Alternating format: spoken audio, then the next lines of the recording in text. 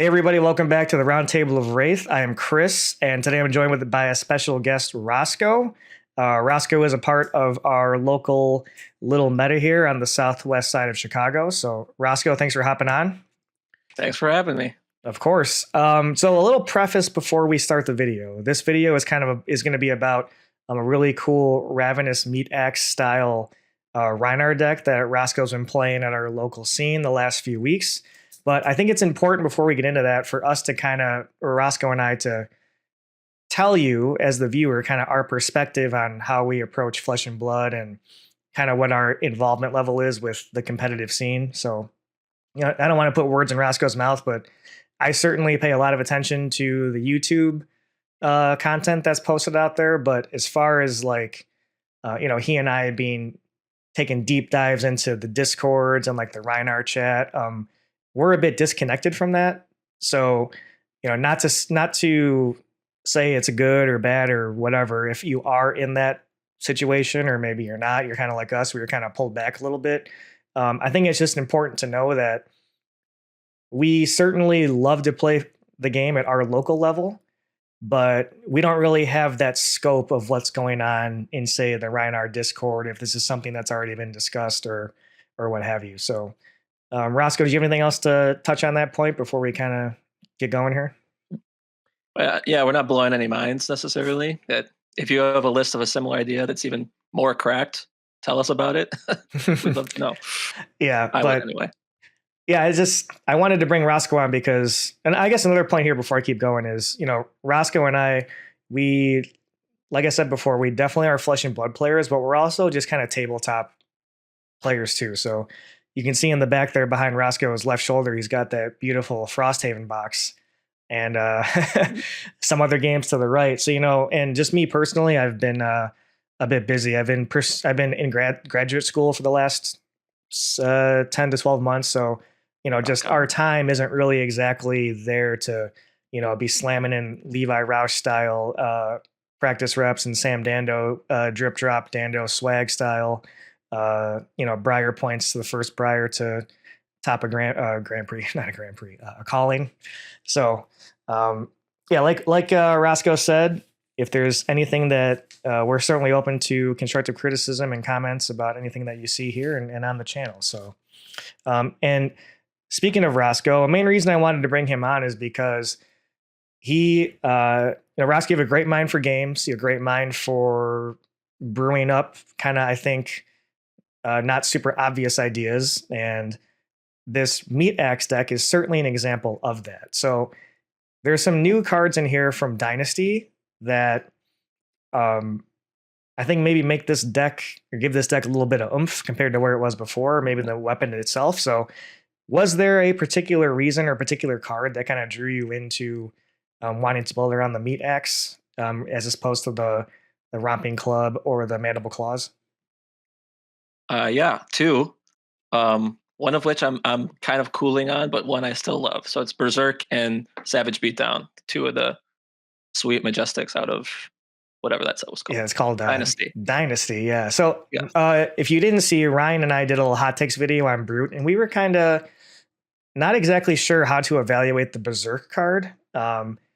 Certainly it has a very, very high ceiling, but as you've practiced and played with it, the floor is also quite low as of right now in the pool. So you did have it in your deck earlier this week, and then most recently you kind of took it out. So what's kind of your initial evaluation on that card in the archetype?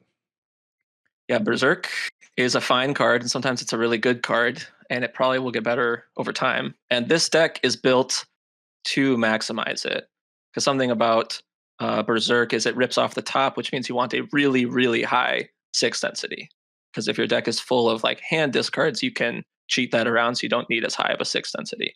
So this list still has the really high 6 density. So if you want to try Berserk, this is a shell I recommend, and I'm going to keep waffling on it back and forth.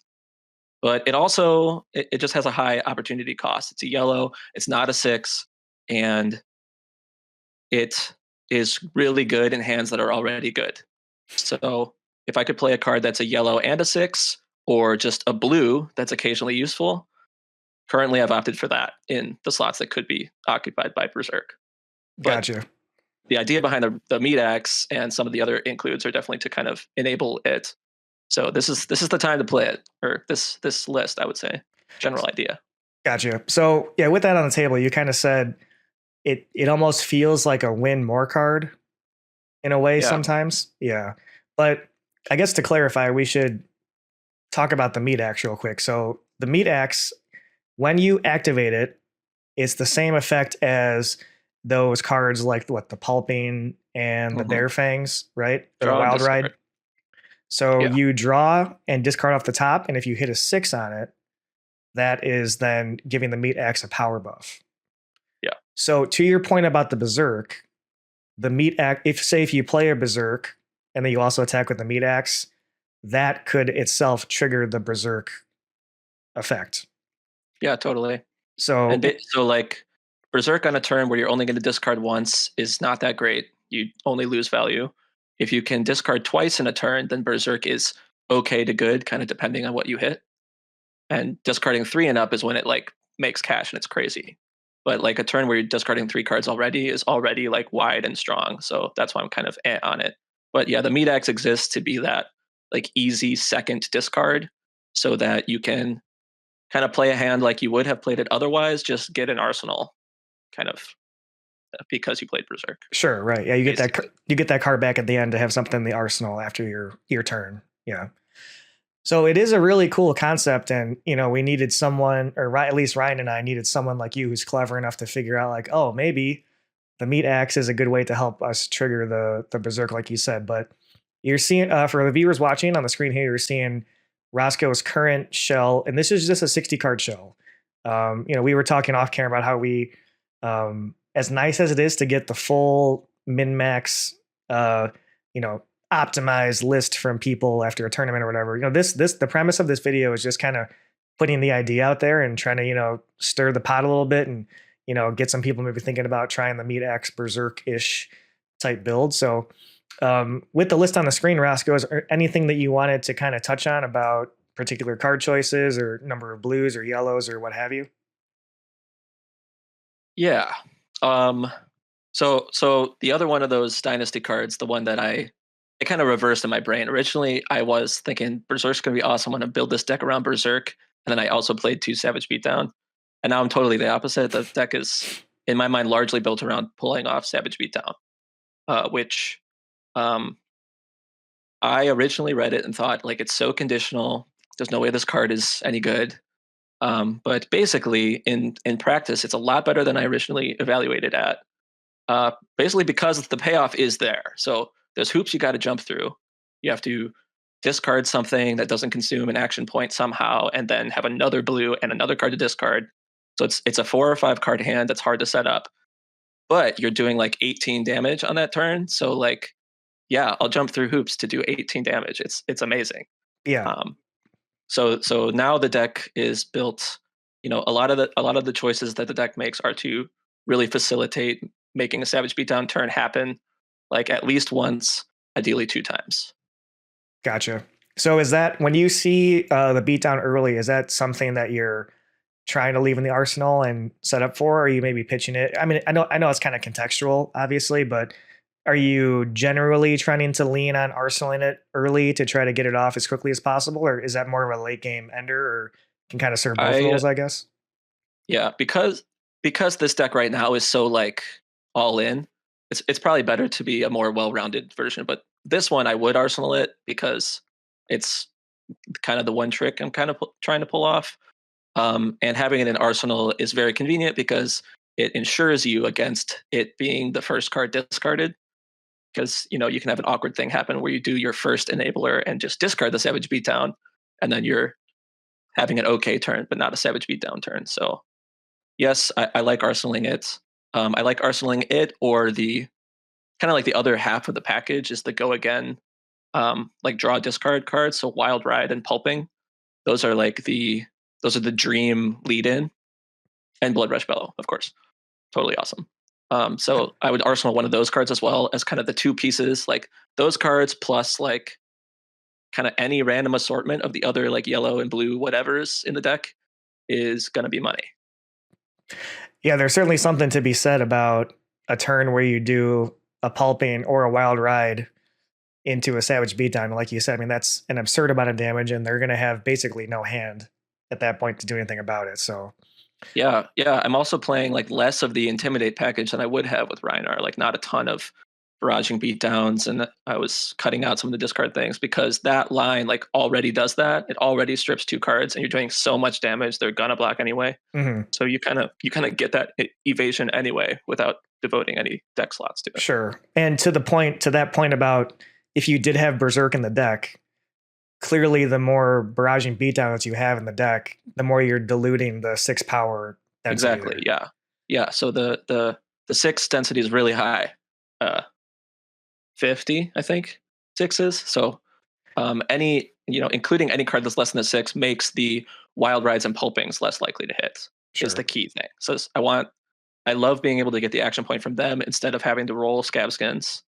Although of course, brutes love rolling dice, so we're still going to do that when we have to. Of course. Um, Well, yeah, speaking on that note, you just kind of a little anecdote. Last week when we played, you had 2 big moments where you rolled the pants. I think you either got a 1 or a 2, and you cracked the gloves, and then subsequently rolled a 6, 2 matches in a row. Brute brain was with me, but then my 4th game I got 2 1s in a row. So Oh yeah, that's right. Came back around. That's right. That came back around. That's right. That's funny. In your experience, how has the Skullcrack been for you so far? Skullcrack is not like stellar, but it's great. Like, it's very like dependable option. Setting up those turns, the Savage Beatdown situation, or there's kind of like you have a pretty good like medium turn where you just have go again from some other option, and you could still output like 12 damage.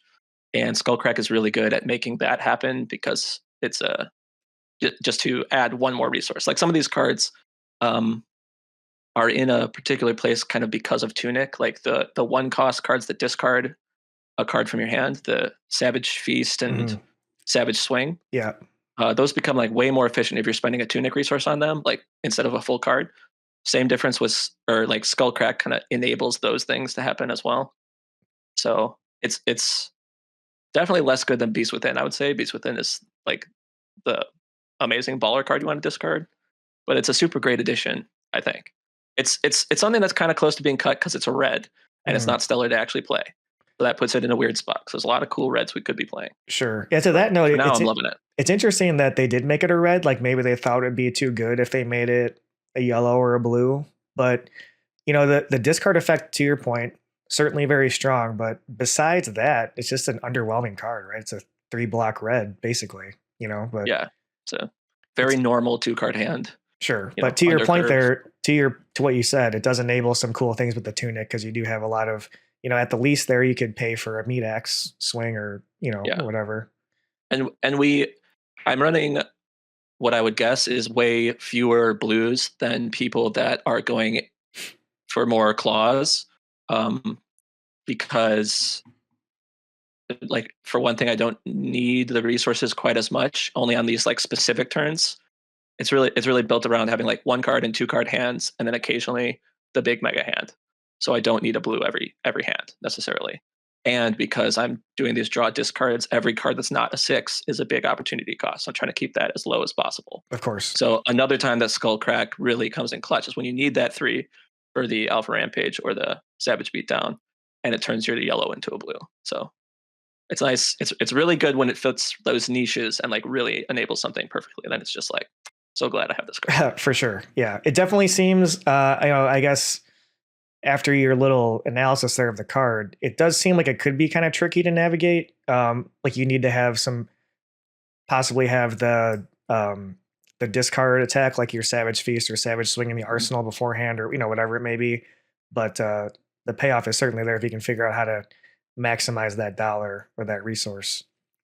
Um, Yeah, yeah, I also see you have Reincarnate in this list in the main deck. yeah. And my hot take there is that is a little bit of a minor protection against all of this self milling that you're doing from the draw Absolutely, discard. 100%. Yeah. I mean, I would probably play it anyway because it just reads as just like meat and potatoes, just like exactly what I want in Hmm. the other cards in my hand. But yeah, exactly. We mill ourselves big time with this list, especially when my one card hands now are Ravenous Meataxe instead of Club, which is usually stronger than Club as a one card hand because it'll probably be 5 plus an Intimidate, which is sweet at the cost of milling ourselves. So yes, I get these 3 cards that I can cycle a lot more than usual, and I think it helps keep me alive against people that really try to mill me. Of course, I Sure. haven't actually run into that yet, but it's certainly a weakness that Reincarnate helps strengthen Yeah. against. Yeah. So on that note, do you think like if you were going up against a heavy fatigue type, like say if you're going to play against Oldham or something like that, do you kind of envision or foresee maybe like a way to you just going to play all the cards in the deck, or just is there something you would tweak about how you built it to kind of prevent the fatigue from happening? Yeah. My This is totally untested, but my current theory craft is situations where decks are going to mill me. My evasion in Intimidate is going to be really valuable because you know, decks can't block you out forever. They just can't. And so, if they're just being very, very defensive and not putting on enough gas, then we're going to be able to set up the Savage Beatdown turn, which will intimidate at least 2. We'll get that life lead and keep it ahead. So I don't think I'm in danger of literally getting fatigued. I am afraid of ice always, but I'll have to cross that bridge when I get to it. Play more blues, I guess. Yeah, I guess you have a good point there, is that your deck naturally, because of your weapon and just the cards, you're intimidating hypothetically more than a traditional Rhinar build could in from turn to turn to turn. Mhm. So yeah, maybe that's a way to kind of get around just the heavy blocking decks. But yeah, at least right now in our little local scene, no one really plays Oldhim, so it's kind of hard to say. But yeah, so looking at this 60 here, I guess the last little thing we'll touch on: are there any cards that aren't on the screen that are things that you would put in the 75, or whatever, not 75? How many cards you get to play? 80 in the 80 cards that are things that you're looking to test out or try, or that you think, or on the other hand, things that you have tried that you've pulled out. Yeah. So Berserk is an obvious option that's on the fence, so we can already talk Hmm. about. So that could definitely exist in this deck. I am thinking pretty seriously about beaten trackers, the new pants that are just like one guaranteed action point. Because I'm looking at this list, I'm saying, okay, I have a couple of ways to get go again without needing the pants, like my wild ride and pulping enablers, and also I've got sand sketch plan right now. So I've got ways to go wide, or to at least get my 2 attacks in to pull off most of what I want to do. And so if I could decide that, like, okay, like just guaranteeing one more wide turn is enough to get enough of a lead, like pulling off one Savage Beatdown turn is what I need, which feels true. That's a lot. Then Beaten Tracker starts looking really good because don't have to roll those double ones. I would love the sad thing about that is I don't have a gloves that I'm like in love with. I guess Goliath Gauntlet gets us 2 damage, but Yeah, I would say that's uh, probably the best candidate, right? The Goliath Gauntlet, but I wish we had a brute gloves that kind of made you want to compete with the Gambler's Glove and Scabskin leathers, but mhm. because the Skull Crusher, or Yeah, the one where you roll a 5 or 6 isn't. I'm just not rolling Yeah, enough Skull dice for that Crushers. to Yeah. happen. Um, Funny, or I'm glad you mentioned the beaten trackers. I kind of forgot about that card, but if as we've seen the last like few weeks, Rhinar, I think, did win the Battle Hardened Blitz in Hong Kong, and there are also multiple Rhinars in the top 8. And last week, GM Armada posted a video about Rhinar Blitz, and Arsenal Right. Pass, Hayden Dale, Brendan Patrick have talked Savage about. Beatdown feels amazing for Blitz, And probably. yeah, 12 right. is so much. Yeah. So they were talking about how beaten trackers in Blitz is infinitely Totally. better than scab Oh, yeah. skins. So yeah, I think that's certainly, and that's kind of a card that Ryan and I overlooked too. We were like, it's good, but it's only one battle worm. But it's like, dude, when you want that action point, Mm. you're gonna get it. Yeah, Period. it's very nice. Yeah.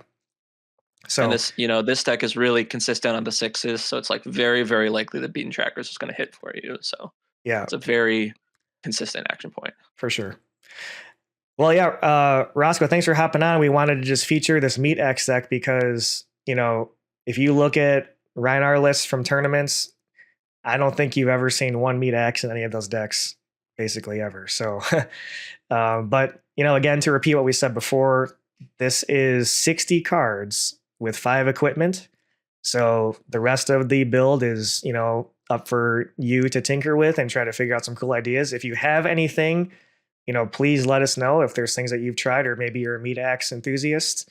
Certainly drop it in the comments and let us know. But Roscoe, any closing thoughts on the Berserk? I mean, I know you said you took it out, but do you foresee maybe a world where you bring it back in, or maybe we need some more cards, or is that kind of it? I think I'm pretty cool on it right now. We're gonna see. I'll keep trying it out and I'll report back. I think I love the card, and I think it's going to be good in the future if it isn't right now. So it's sweet. Glad it exists. Sure. And just kind of closing here, if you weren't aware, Roscoe is very involved in the Marvel Champions scene.